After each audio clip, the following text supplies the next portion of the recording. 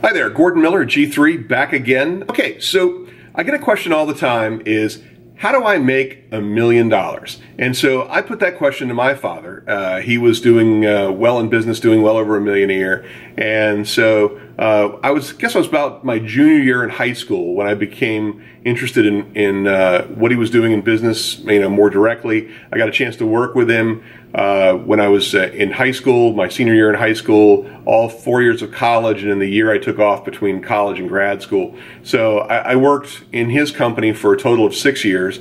I ran logistics and shipping and receiving, and it was great. I learned a lot, a tremendous amount at a young age, running the crews at the warehouse and getting shipments organized and things like that. So it was great. I learned a tremendous amount, and it was a great experience. But I asked him, how do you make $1 million? And his answer to me, I only recently became fully kind of aware of what that really meant. So how do you make $1 million? You convince 1 million people to give you $1.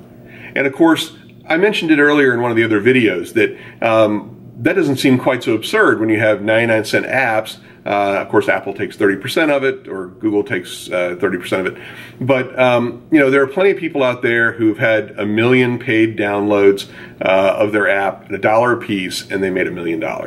Great way to make $1 million. But one of the things is that most of those games have a very short lifespan. People play them. It's a big hit, and you got to go on and find your next hit and continue making more money. So one of the things that I like to focus on is things that will bring you residual revenue.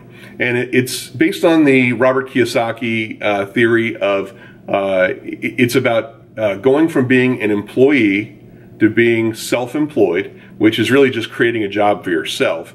I think when I first became a consultant and got out there and was making money doing consulting work on my own without all the people we have in the companies now, I really was like, wow, this is great. And it is great.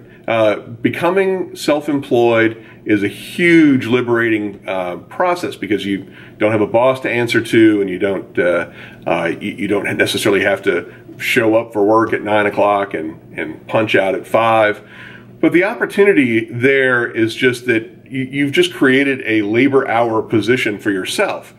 And so the next step in the Kiyosaki cycle is to become a business owner, where you're not working in the business, but the business is working for you. And so I made that transition in 2004, where I realized after the first 10 years we were in business that basically I'd created a very high-paying position for myself. I was billing my time out. I was working on contracts, but I woke up at age 40 and said, you know what? This isn't really, I don't want to work like this for the next 30 years. What do I got to do? So I began researching it. And the great thing is that Kiyosaki's items, I'll reference it in one of the links. But Robert Kiyosaki's got the right idea. He has addressed this issue in that when you become a business owner, the business is making money whether you're there or not.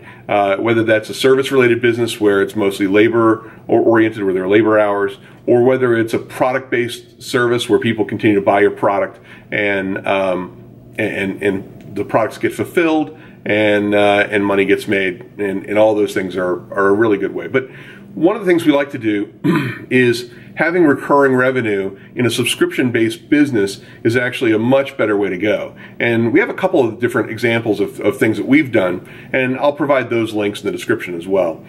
So each of those looks at providing a service or a platform that creates an opportunity for people to be able to pay us $1 a month or more. And so not only do we make $1 for 1 million people, but the idea is that eventually we'll make $1, a month for 1 million people. And so that way you're making $1 million a month, not $1 million one time, and that recurring revenue will have an opportunity to continue to grow, and we can reinvest that into other opportunities doing the same thing. So that subscription-based business is really the model that we've been working on the last 3 or 4 years, and it's a great model. It really is, and I recommend it. You know, the money keeps rolling in as we continue to provide that service and that platform.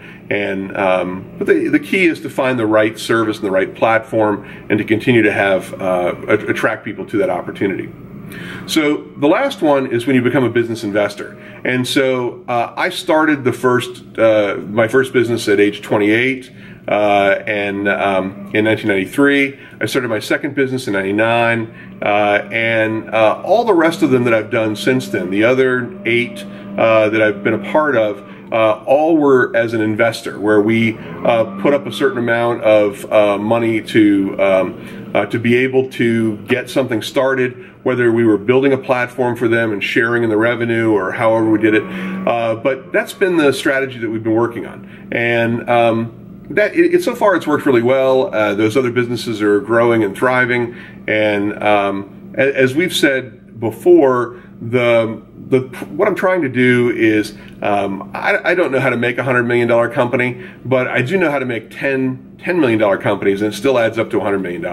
And so the goal is to build something over the next 20 years that has an asset value of somewhere around $100 million combined. And I think we're almost there now with the companies we've got, and where those companies are at value-wise. We're at least halfway there. So that's really the model that I want everyone to think about, is the idea of how you make $1 million is to find a way for somebody to give you $1. The great thing is that the value proposition that you're working with doesn't have to be that dramatic. You don't have to provide a lot of value for somebody to say, you know what, I got $1 worth of value out of that. And so that's what you got to look for. You got to look for opportunities to provide people with value. And unlike some of the tech bubble valuation craze that happened years ago, it isn't about trying to get huge valuations for something, get investors in, and then hope that things go well. Majority of things like that end up failing. It doesn't mean you can't attract investors. It just means that you have to produce something at some point that creates enough value for those investors to get their money back, usually 2, 3, 5 times over, 10 times over if they're lucky.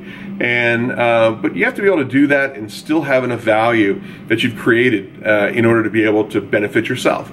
And a lot of my friends that I've known that have done this ended up finding out that after 10, 15 years of owning their own business and bringing investors in along the way, first for 10%, then 20, then 30 or 40, and before you know it, they own at least 50% of the company, and by the time you're done, you're lucky if you own 25% of the company. And I don't think that's a great model. I mean, I know it's a great way to do it. People have exited for $100 million, and after everything's all said and done, if you own 25%, you cash out $20 million. After paying taxes, you still get $10 million. But understand that over a 15, 20-year period, that is just a return on your investment of about $500,000 a year over that 20 years. So, you need to at least do that. And there are very few $100 million exits. So, be thinking about how you're going to make money in the near term, but also don't lose sight of where you're going and how you plan on eventually getting your value out. Because you don't want to necessarily have to work a 40-hour or a 60-hour or an 80-hour week until you're 75, and but plenty of people do. But anyway, that's my thought on how to make $1 million. I hope it's useful to you, and thank you very much.